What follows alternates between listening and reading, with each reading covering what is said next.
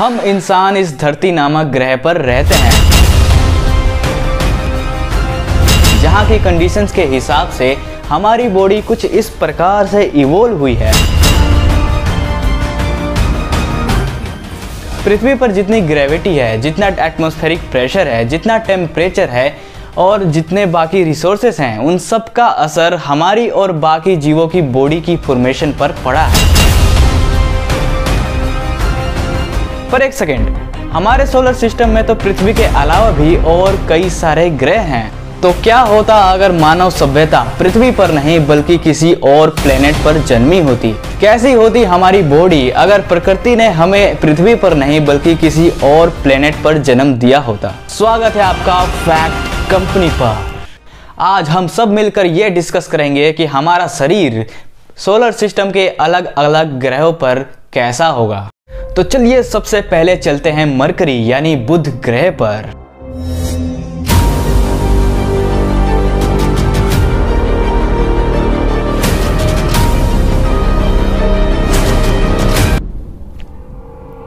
Mercury सूरज के सबसे करीब है, इसलिए यहाँ पर सूरज पृथ्वी वाले से 7 गुना ज़्यादा बड़ा दिखाई देता है। यहाँ दिन में 430 डिग्री सेल्सियस की गर्मी और रात को -180 डिग्री सेल्सियस की ठंडी होती है।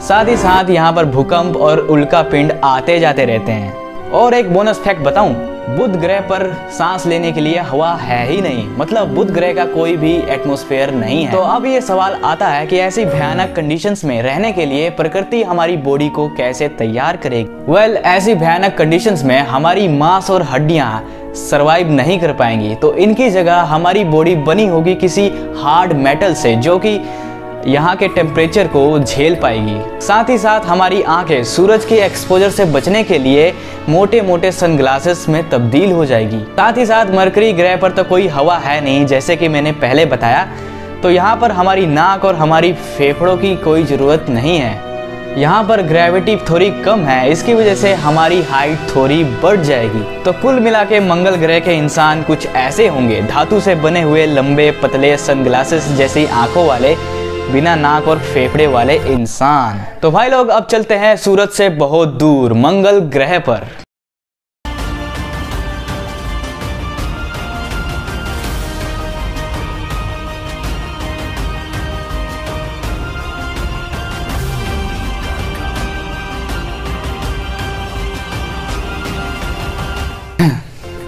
मंगल ग्रह पर पृथ्वी से कम ग्रेविटी है, इसलिए यहाँ पर हमारी हाइट थोड़ी बढ़ जाएगी। यहाँ पर सूरज की रोशनी बहुत कम आती है क्योंकि यह ग्रह सूरज से काफ़ी दूर है, जिसकी वजह से हमारी आंखें थोड़ी बड़ी होंगी ताकि ये दूर से सूरज की रोशनी का अनुभव कर पाए। और यहाँ पर रेडिएशन बहुत ज़्यादा है क्योंकि यहाँ का जो एटमॉस्फेयर है वो बहुत पतला है। साथ ही साथ इस ग्रह का कोई मैग्नेटिक फील्ड भी नहीं है, तो रेडिएशन से बचने के लिए हमारी बॉडी में कैरोटीनोइड्स नाम का पिगमेंट डेवलप हो जाएगा, जो कि गाजर और संतरे में पाया जाता है। तो कुल मिलाकर मंगल ग्रह पर हमारी बॉडी कुछ ऐसी होगी, ऑरेंज कलर की बड़ी बड़ी आंखों वाली। तो चलिए हम अब चलते हैं सौर मंडल के सबसे विशाल ग्रह पर, यानी कि बृहस्पति ग्रह पर।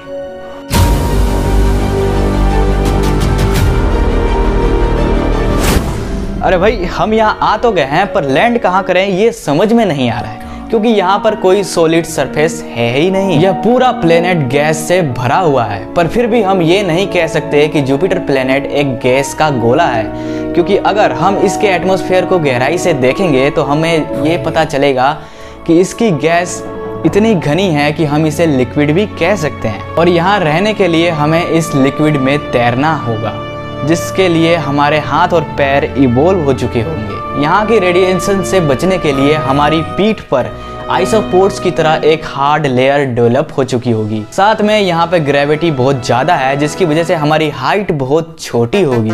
तो फाइनली हमारा शरीर कुछ ऐसा दिखेगा अगर हम जुपिटर प्लेनेट पर रहें शुरुआत से ही।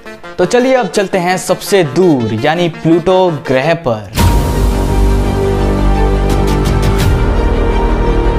प्लूटो सबसे दूर होने की वजह से बहुत घना बर्फीला इलाका है। यहाँ की ग्रेविटी बहुत कमजोर है, जिसकी वजह से हमारी मसल्स और हड्डियाँ सिकुड़ चुकी होंगी। और फ्रेंड्स, अगर यहाँ पर इंसान रहते तो यहाँ की ज़बरदस्त ठंडी से बचने के लिए हमारी बॉडी वही मैकेनिज्म यूज करती जो पृथ्वी पर रहने वाले कीड़े मकोड़े यूज करते हैं ठंडी से बचने के लिए।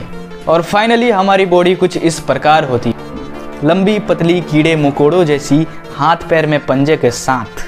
तो फ्रेंड्स, आज हमने समझने की कोशिश की कि अगर मानव सभ्यता शुरुआत से ही किसी और प्लेनेट पर रहती तो हमारी बॉडी किस तरह की होती। अगर आपको ये वीडियो पसंद आई तो आप इसे लाइक कर सकते हैं और इस चैनल को सब्सक्राइब करके ऑल नोटिफिकेशन वाली घंटी दबा सकते हैं, क्योंकि इस चैनल पर ऐसी इंटरेस्टिंग वीडियोस आती रहती हैं। तो मिलते हैं अगली धमाकेदार वीडियो में, तब तक के लिए stay foolish, stay hungry, stay tuned.